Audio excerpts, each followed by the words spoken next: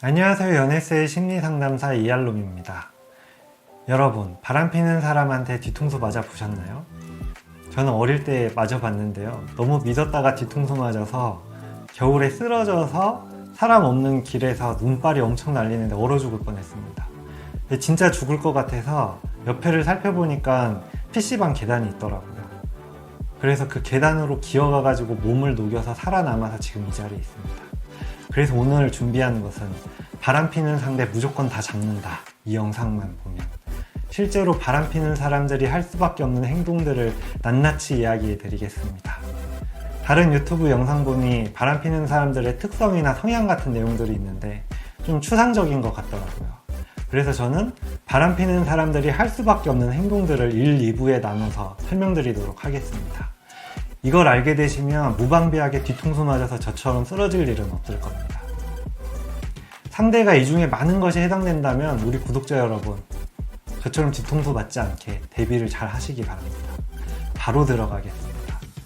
바람피는 사람은 일단 핸드폰을 뒤집어 놓거나 절대 안 보여줍니다. 또 카톡이나 전화가 왔을 때 내 앞에서 바로 안 받는 경우가 자주 있습니다. 포인트는 바로 안 받는 행동을 반복한다는 것인데요. 스팸이라면서 안 받는 경우도 있고 슬쩍 나가서 받는 경우도 있죠. 나랑 같이 있다가 카톡이나 전화가 왔어요. 내가 왜 안 받아? 안 받아도 되는 전화야. 회사야. 잠깐 나가서 받고 올게. 당연히 여러분 앞에서 받을 수가 없죠. 애인 전화인데. 이걸 또 꼬치꼬치 캐묻게 되면 오히려 의심병으로 물릴 수가 있어요.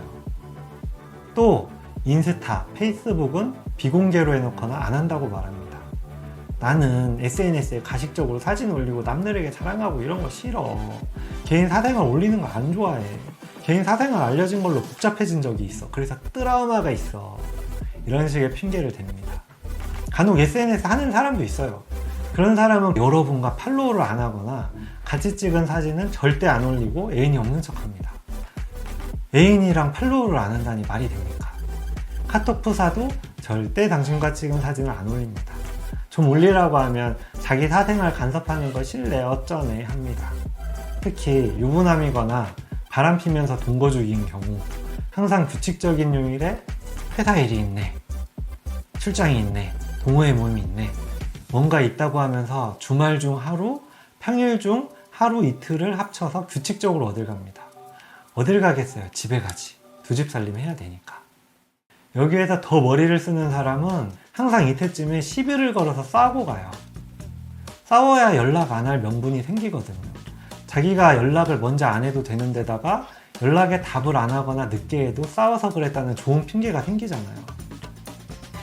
이렇게 나가면 전화는 잘 안 받고 카톡해도 답장이 바로바로 안 옵니다. 바람낸 연인이랑 있거나 원래 유부남이라면 가족들이랑 있을 테니 전화는 안 받고 카톡은 느리겠죠. 핑계는 또 어쩌고 저쩌고 되는데 의미 없습니다.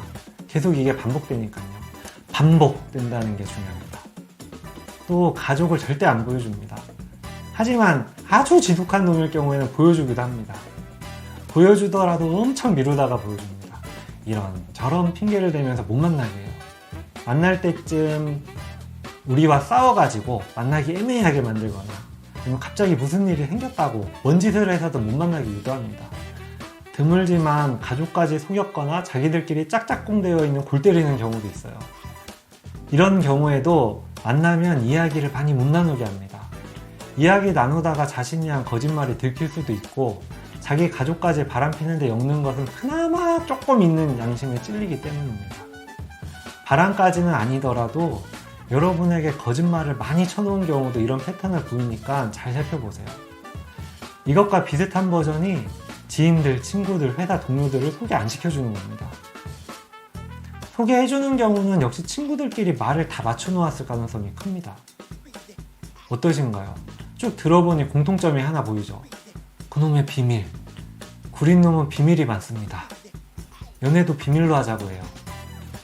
설명 못하는 일이 너무 많아요. 우리 회사는 연애하는 거 아니면 간섭하는 게 피곤해. 우리 집은 내가 누구 만나면 얼른 결혼하라고 난리야. 피곤해. 뭐 이런 핑계를 댑니다. 그리고 집을 안 알려주는 사람도 있습니다. 집에 가끔 다른 애인이 오거나 동거하는 중이거나 유부남이거나 하면 집을 알려줄 수가 없죠. 나중에 들켰을 때 복잡해질 수도 있고요. 중복되는 변명을 실제로 듣게 되신다면 무슨 말도 안 되는 소리야 느낌을 받으실 수가 있습니다. 아무리 이해해보려 해도 앞뒤가 안 맞거든요. 이런 식으로 사귀다 보면 내가 이 사람에 대해서 아는 게 얼마 없다는 걸 알게 됩니다. 연인끼리 이 정도 개인정보는 공유하지 않나 싶은 것들도 상대가 열심히 숨긴다는 느낌을 받을 겁니다.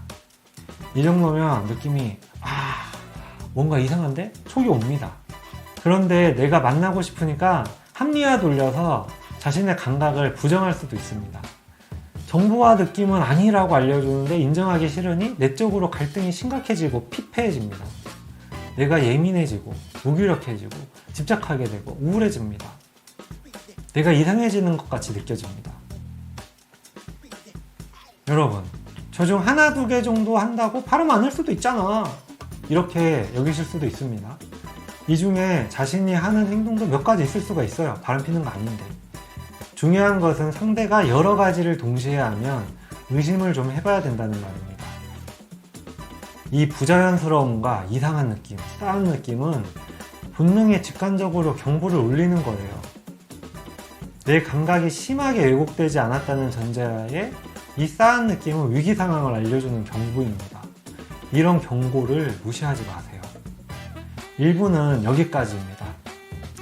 바람피는 사람들이 할 수밖에 없는 행동들이 더 있어서 2부에 이어서 이야기해 보도록 하겠습니다. 이어진 영상도 꼭 시청해 주시기 바랍니다. 1부와 2부에서 이야기한 내용들을 합치면 여러분이 무방비하게 저처럼 세게 뒤통수 맞아서 쓰러지는 일은 없을 거예요. 잘못 쓰러지면 평생 트라우마 남아요. 저는 행복하고 신뢰로운 당신의 연애를 응원합니다. 이 영상이 도움이 되셨다면 구독, 좋아요, 알림 설정 부탁드려요. 연애세이 이알롬이었습니다.